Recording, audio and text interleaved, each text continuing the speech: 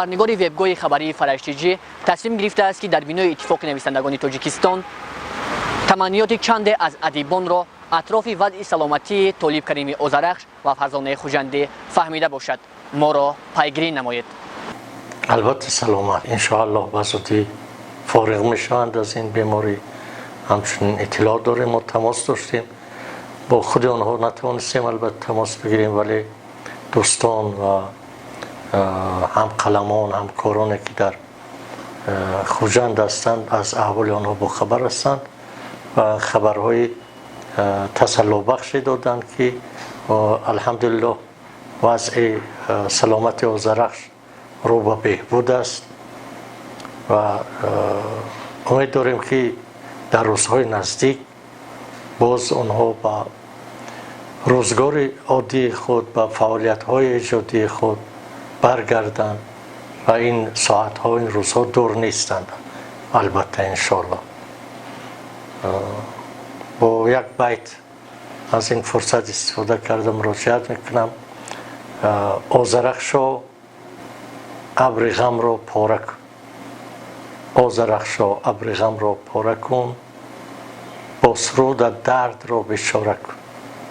باید در یاد داشت که خوشبختانه فرزانه بانو به هیچ گونه مریضی گرفتار نیستند. اون طوری که ما اطلاع داریم و برای نگاهبینی озарахш در اون بیمارستان حضور دارند و انشاءالله که هر دو به سلامت و سعادت برگردند به سری روزگاری خرم و با سعادت خودشان.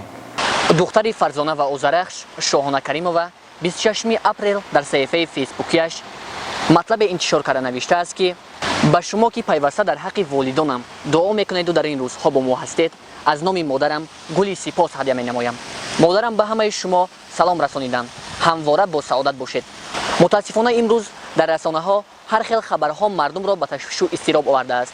والدانم 15 اپریل سال جاری به بیمارخانه شیخ برهان ناحیه بوجان غفورو برای توابت رفتند.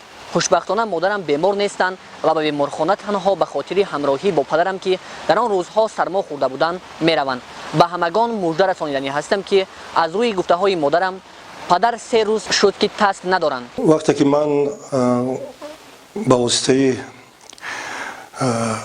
واسطه های اخبار از بیماری یکی از شاعران شناخته غزلسرا حافظ ممتاز ژورنالیست بسیار هم توانا دوستم برادرم озарахш که من ایشان را همچون طالب جان کریموف میشناسم سالهای زیاد، از بیماری ایشان واقف شده براستی خیلی مایوس شدم و از دل گذراندم که озарахш بر این شاعران توانای ما، شاعرانی که امروز در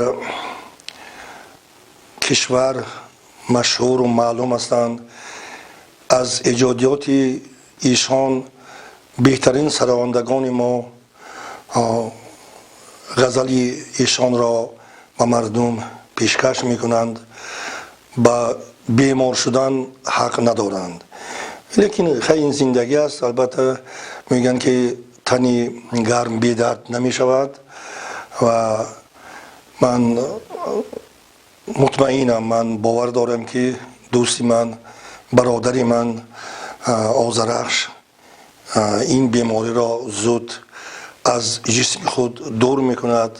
باز با ما اهل قلم، با دوستان برادران پیوست می شود و امروز که در سری بالین озарахш نزدیکترین شخص برای او خواهر عزیزی من فرزانه بانو نشسته است. من مطمئنم که مهر و محبتی هر دو، آن صمیمیتی که ایشان به نسبت همدیگر دارند، با озарахش عزیز کمک میکند که تیزتر بستری بیماری را درک کنند و به دوستان و نزدیکان خود پیوند شوند.